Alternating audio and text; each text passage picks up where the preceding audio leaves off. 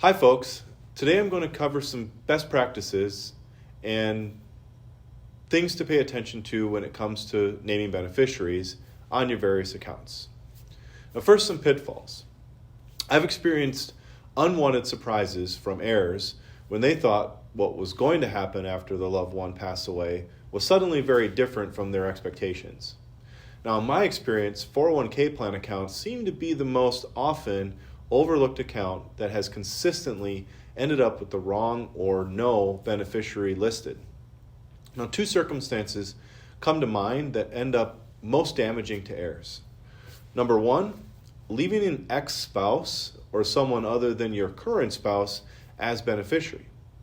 Under the federal rules with the Employee Retirement Income Security Act, ERISA, 401k plans are to pay out the proceeds directly to the beneficiary listed. Now this trumps state law and could put many current spouses in a pickle if these beneficiary designations are left unchecked.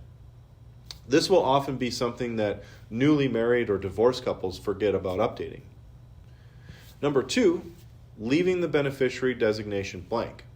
This could happen if you auto-enrolled in your company's retirement plan and never logged into your plan's online account to update your beneficiaries and verify your information.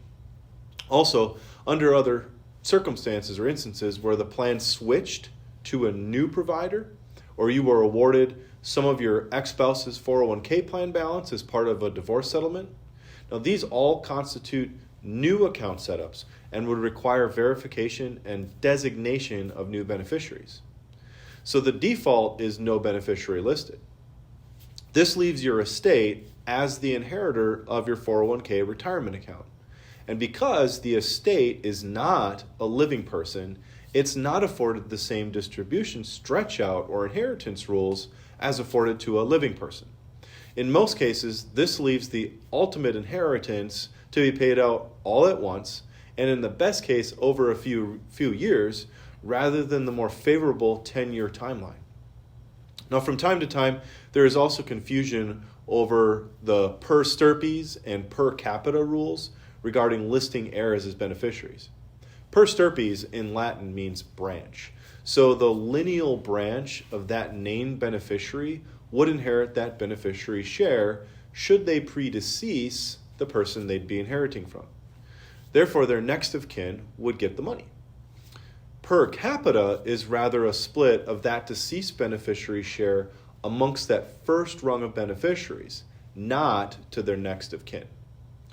Per stirpes is the most common form of beneficiary distribution, but it should be noted that spouses are not considered part of that distribution, only the next of kin, which typically is the deceased beneficiary's children. This brings me to a third point. To have more control over how assets are protected and distributed and managed after death, it's perhaps the easiest and safest way to administer your wishes through a properly drafted estate plan. Now, typically naming a trust as beneficiary, as well as titling assets where appropriate in the name of the trust, ensures everything goes where you want it to. Not only that, but it also can afford after-death protection and management control of these inheritances. A quick example might be where a divorced father wants to leave everything to his two minor children. Now, if he lists them as beneficiary on all his accounts, at least he's gotten something done. But he may not want the children's mother to be the custodian of the minor's accounts should he die prematurely. He may also not want them to have full, unrestricted, unprotected access to these funds at the age of majority.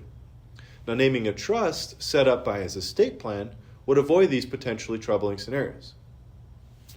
So there you have it, a few ideas on making sure your assets go to the people or places you care about in a way that affords the most protection and ensures that your wishes are carried out exactly as you intended.